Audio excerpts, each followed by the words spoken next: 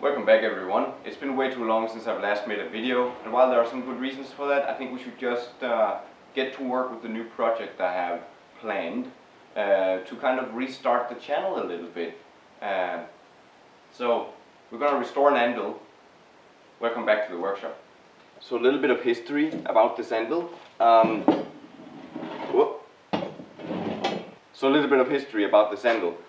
It is a Söderfors. It is from 1915. It is an Italian pattern or French pattern. I've heard it called Italian, French, pig anvil. It is 80 kilos and it's nicely rusted over to the point where I actually couldn't see the markings there on this side here. What we're going to do is we're going to clean it up, get rid of all the rust, obviously. But then it also has some really severe chipping on the edges here, but not so bad that I don't think it can be fixed. And since Söderfors anvils are supposedly cast steel, I think we can weld this up. So the plan is we're going to clean up the rust and we're going to weld up these edges. So let's just get to work, shall we? Also, the stump here, by the way, it's getting ready to being cut to height, but not quite yet.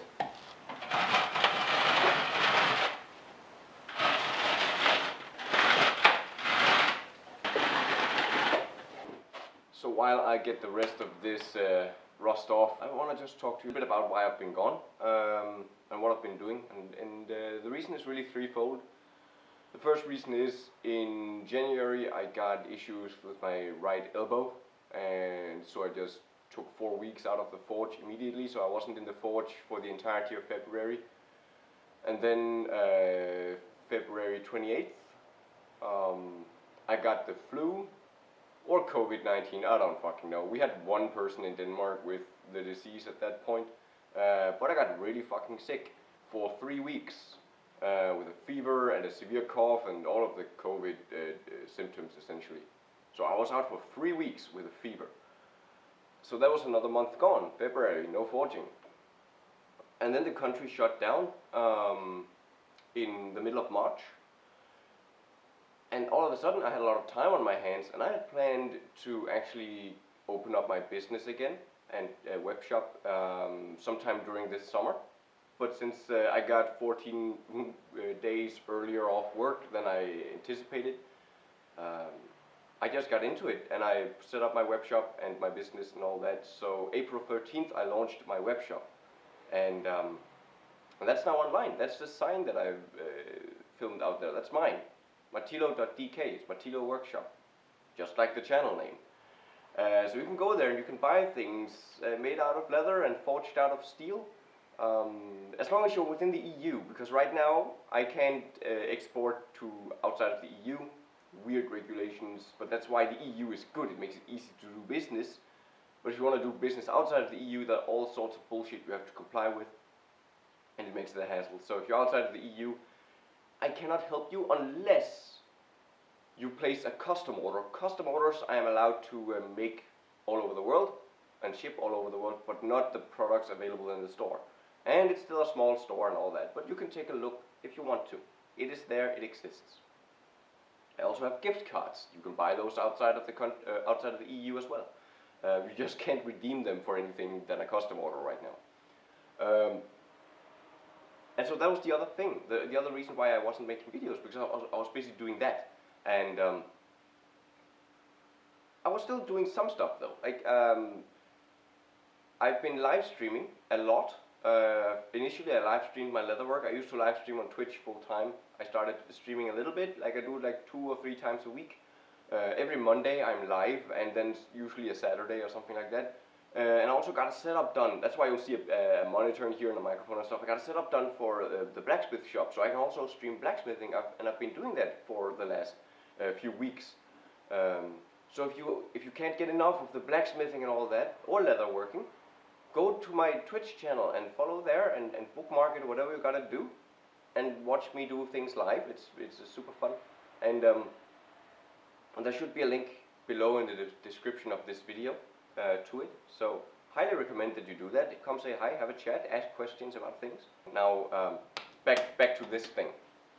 This is why I want to weld it up. The edge is exactly broken enough that it's not useful as an anvil right now. But it's not so bad that it's not something that I couldn't weld it up, right? It's not the worst thing in the world.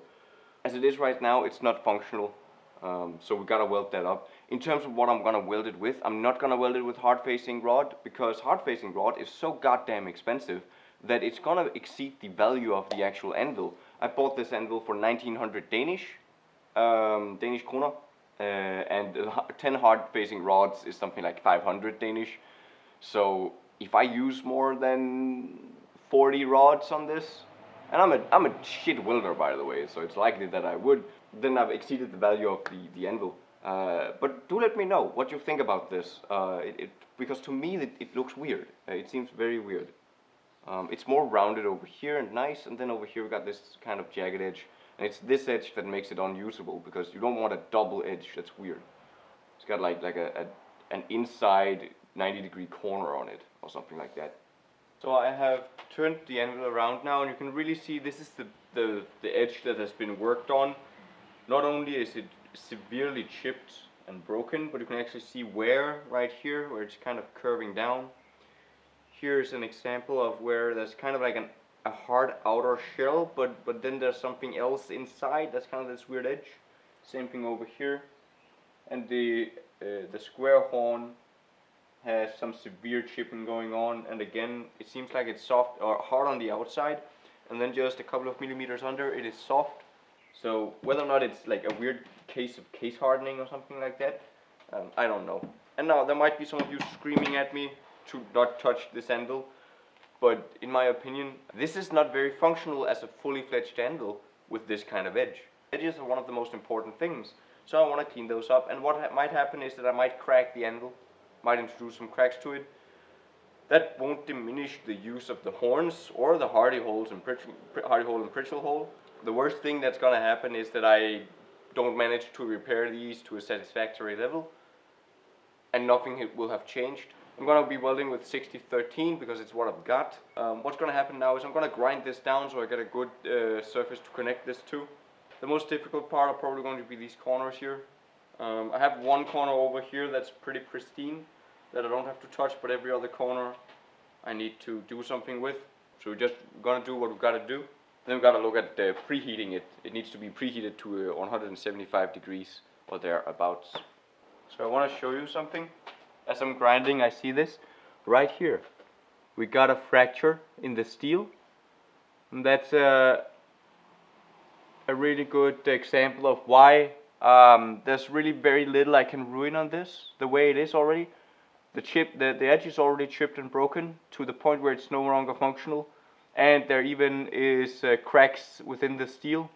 And I am confident now that it is steel, because as I start grinding on it, I can see the sparks, and those looks like it looks like steel, but it is cracked. So it's certainly the hardening on this has been, or the tempering has been off, or something along those lines. But I'm curious to see how many more of these fractures that I find and how deep they go, because, you know, I want to clean them up. The good thing about it is that it's giving me the confidence to really move forward with this without feeling guilty, because knowing the state that the steel is in, I really, honest to God, cannot make this worse than it is. So now I just know I can only make it better. At the very least, I'll make it functional, and then it'll have to get repairs here and now when the edge is broken again. But I really think this was the perfect anvil for this kind of project, for me trying to my first anvil repair. Moving on to the square horn, I hope you really can see the extent of the cracks. I've just given a preliminary surface grinding here, and I've got a crack running all the way along here. Got a chip here that's run out into a crack, got a crack there. There was a deep chip here that I took out and got rid of the cracks in that. Still got one starting there, running up here. Got one running near the top here. Got one there. Here's a big one running. And then near the tip here, it's pretty decent. But we've got a lot of horizontal cracks here, just running. Or is it vertical? Vertical is this line, right? And this is the horizontal line. So they're running horizontally. And it's a ripe mess.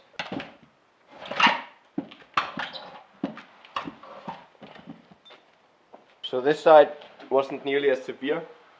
I do have a pretty deep gouge here for a crack. I can see there's just a smidge left.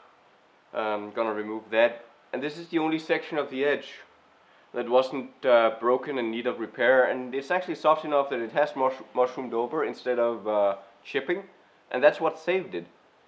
This is likely softer than everywhere else in the anvil, and that's why it's been spared, because had this been as hard as everywhere else, it wouldn't have mushroomed over, it would have chipped. So what made that difference just right here? Don't know, maybe it was a little bit cooler by the time it got quenched, or maybe the tempering oven, whatever, hotspot, I don't know. But it was just a little bit softer right here, and that has spared this. So this is my only reference. None of the other corners or edges are useful, so this is my reference point to welding this entire thing up again. The next step is to preheat the anvil, and then to begin building up the rod, and we're gonna do backstepping, or backtracking, whatever you want to call it, where I'll be welding a little bit and then moving back, welding a little bit, moving back, welding a little bit, so that the heat is dispersed nicely. And I'll start out with this one because this is the smaller edge, so that'll probably be good for practice. Looking at it like this, if you weren't in the mood for a welding repair, you could probably just grind this up, maybe bring in the side a little bit more, and you get almost a 90-degree angle, and you could live with this edge if you don't mind having a very rounded side on one side here and then having a sharper edge here, and only this section being 90 degrees. But that's not what we're about. We're about bringing this up to a proper standard again. So we gotta get to it. I'm gonna heat this up to 175 degrees, and in order to do so, I'm not gonna have it sit on this wooden stump. I'm gonna bring it down and onto something that isn't flammable. Infrared thermometer that goes up to 400 degrees Celsius, more than plenty, hot enough. Right now, 27 degrees. So that's how I'm gonna keep track of the temperature on this one as I heat it up. And as I said, I want it to go to 175. It can go above that, but 175 is what we're aiming for. 230 is the absolute max limit. At that point you start loosening the temper on everywhere. And I just got one of these. There we go.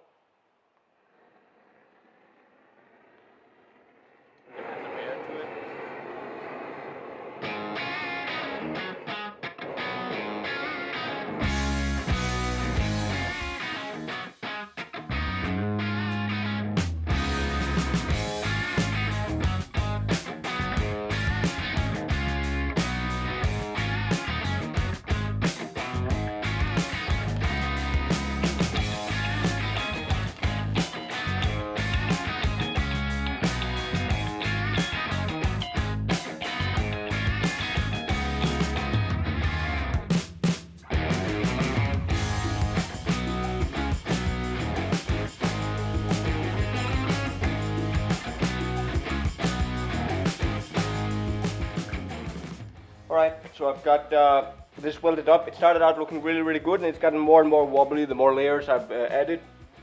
And that's just because I'm not a perfect welder, but I'm pretty confident with it. But I'm not sure that I've got it all covered, so what I'm going to do, I'm going to grind it down now, see where I'm missing some spots, clean it up a little bit, and then continue, because at this point I'm really shooting in the dark.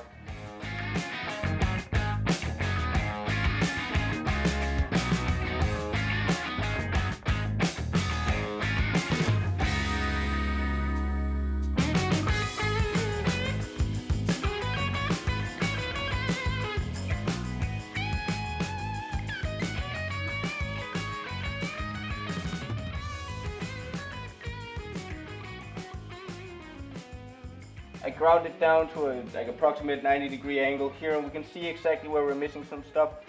There are a few places where it doesn't really matter much, but there are also a couple of places where we're missing too much material to get a nicely rounded corner. It's going to be too big of a rounding. We don't want that.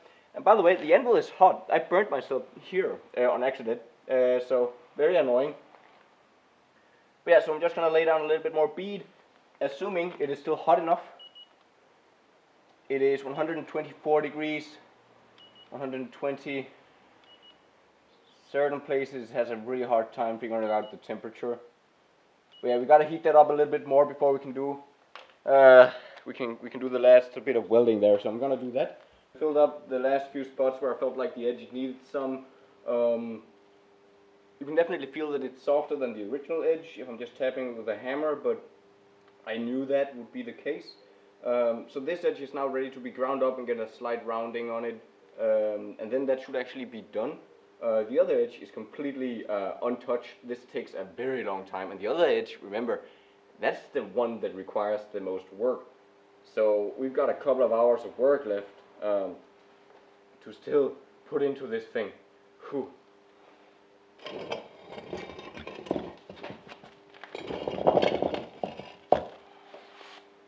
You can see here we have quite a bit of welding to do on this thing here. I finished up with the welding. It went relatively well, considering I'm not a welder. Oh, Jesus Christ, with the bosses, fuck off. Oh, now the dogs are here too. This is a mess. No, I'm kidding.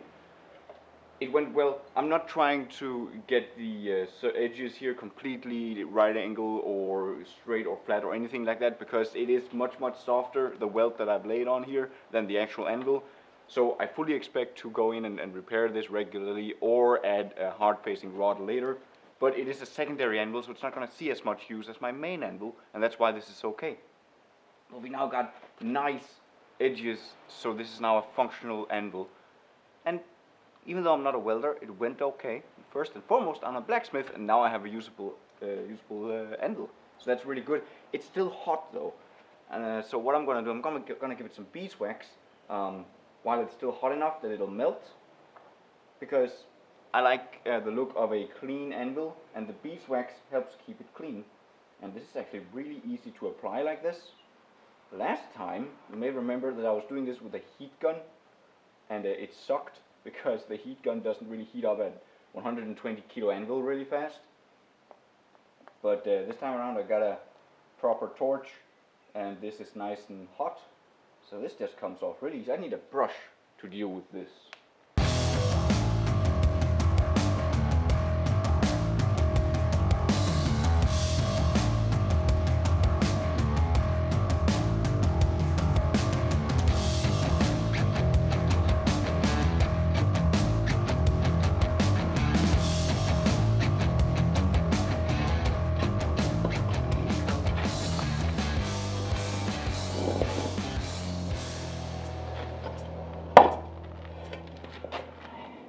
There you have it, 10 minutes and a tiny bit of beeswax, and now this is rust protected for the next many years, because the beeswax stays put. It only comes off if you heat it up or you remove it with abrasives, and so it just stays there. Let's get this out, let this cool off, and then get it out into the sun where I can really show you what it looks like now, because while the welding is not very straight, this looks pretty good.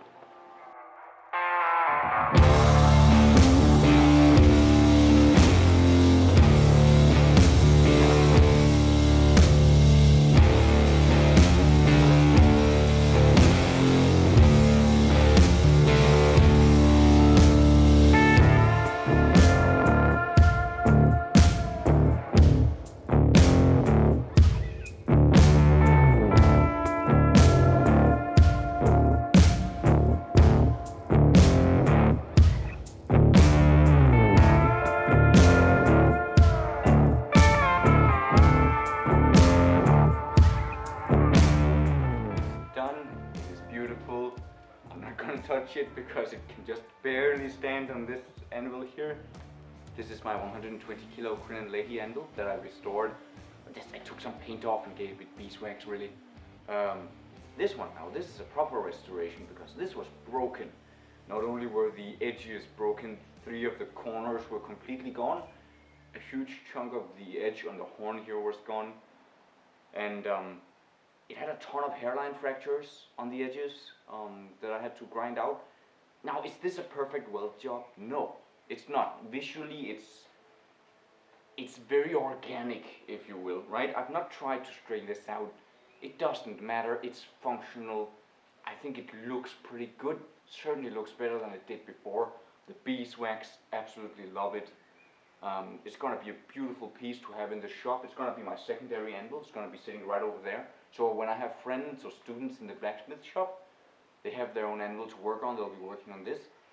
And for me, having this secondary horn, this square horn that tapers out, absolutely crucial. It is so often that I'm working on something where I need to span it over a face, but the face on my Crenelay anvil is too wide, so I need something that's thinner, and that's what this will do. Now, this job is not completely done yet, because I have a stump that I need to get to height, and then I also need to figure out a way to fasten this to the stump. And right now my idea is to have forge out a bracket that can sit around the waist here and clamp around tight, like maybe with a knot here on the front, something like that, or on both sides, so you can tighten it. You want to clamp it to get rid of the vibration. And then I'm going to take that with a chain, maybe 2 chains, run down, and then strap that to the stump so it is nice and secure, because this rings like nothing else. And you really want to tighten that down to avoid that ringing. But I hope you've enjoyed this. There are a few, like you can see kind of small gaps and stuff, but the welding went really well. I think I've got a ton of practice with this. Preheating the steel to 170 degrees Celsius makes a huge difference. I can feel like the ease of welding being so, like it's so good at 170, and when it drops to something like 140 in temperature, you can feel it in how it welds. And if it goes to like 130 with the amperage I was running, it was actually too cold to weld it proper. So like it's a good amount of experience I've gotten with this, and it means that in the future we might see more anvil restorations, because it's tedious work, but it's so satisfying to take something that's broken, just a huge doorstop, and make it into something that's actually not just functional, but fully functional in all aspects. Because you could use this, you could use the horn, the hardy hole, and the bridle was fine, but the edges are so crucial on an anvil. So this had to be done. It had to be done. And I hope you've enjoyed this little video as well, following along, bringing something this old back into a proper condition for use. And we'll see how well this holds up with the soft edge. But it's a secondary anvil again, so it's not going to see that much use, but hopefully it'll hold up all right. Otherwise we have to go in and do some hard facing or something like that. If you've enjoyed, remember to hit the subscribe button. If you know people who are interested in anvils and would like to see this, either because they think it would be a cool thing, or because you think I've done an atrocious thing and should be ashamed and punished, share the video, let people know. And until next time, take care, have fun, and do good stuff.